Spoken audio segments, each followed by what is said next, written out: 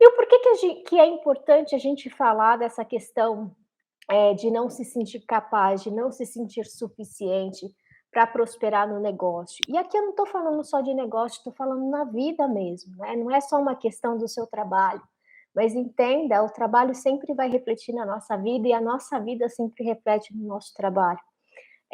Então a gente precisa começar a trazer esse tema para a gente começar, a desprender, a destravar desses medos que geralmente não fazem sentido. Então é muito importante, né, falar sobre isso para que a gente aprenda a desenvolver o nosso senso crítico. Hoje a gente vive numa sociedade, onde a gente tem acesso a muita informação de forma muito rápida, né, de forma muito veloz, um acesso muito fácil. E é impressionante o quanto as pessoas continuam acreditando nessas informações superficiais.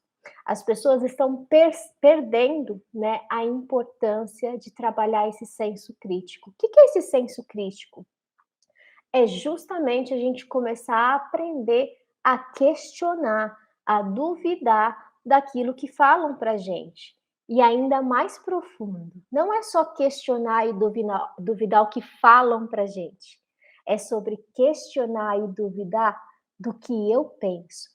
As pessoas que conseguem desenvolver esse senso crítico através de um diálogo interno, questionando seus próprios pensamentos, dificilmente elas vão se paralisar por medos imaginários, entende? Elas vão arrumar uma solução imaginária, vai destravar e vai só fazer o que precisa ser feito. E aí vem aquela questão, Simone, mas como que eu pratico o diálogo interno? O diálogo interno é uma ferramenta da PNL, facílima da gente aplicar. O cuidado é do diálogo interno negativo, né?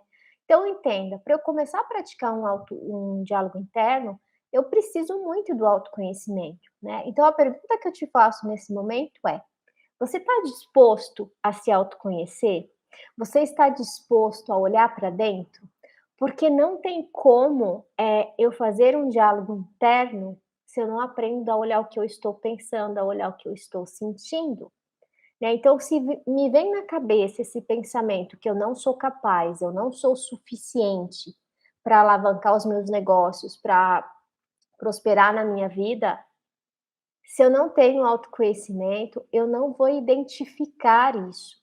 Isso vai acontecer tão rapidamente na minha mente que passa assim, ó, despercebido. O autoconhecimento, ele me deixa em estado de alerta. Ele começa a fazer com que eu questione o que está acontecendo. Opa, mas se eu tenho essa formação, se eu tenho resultados, se eu faço o que eu faço com, né, com maestria, com zelo, com cuidado, com amor, com carinho, com dedicação, se eu sou capaz, né, eu tenho conhecimento que me traz essa capacidade e essa habilidade. O porquê que eu não estou fazendo?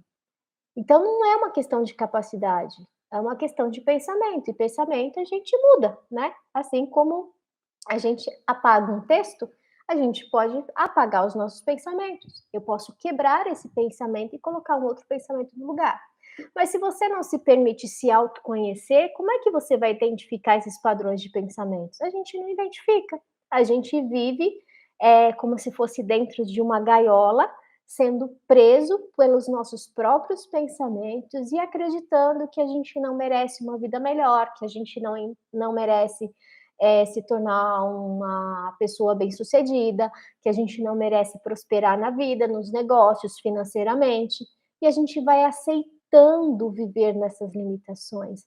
Você precisa ficar indignado com as suas limitações. Se você não se indignar, se você não ficar bravo da forma como você pensa, você simplesmente aceitou. Você disse, sabe aquilo? Tipo, tudo bem. Não tá tudo bem, porque não precisa estar tudo bem. Se você pode fazer diferente, o porquê que você não está fazendo? Entende? Então, o autoconhecimento ele se torna essencial nesse processo.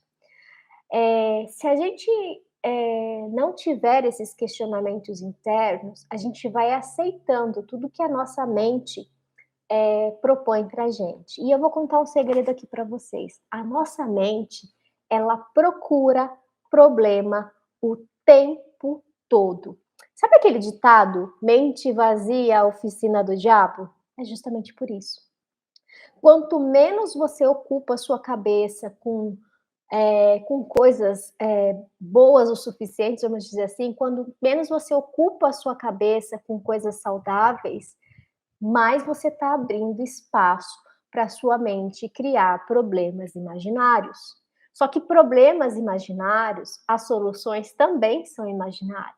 Então entenda, eu não sou capaz, eu não sou o suficiente, é um problema imaginário, minha mente está me contando isso, mas isso não é a verdade. Se eu identifico esse pensamento, qual que é a solução imaginária?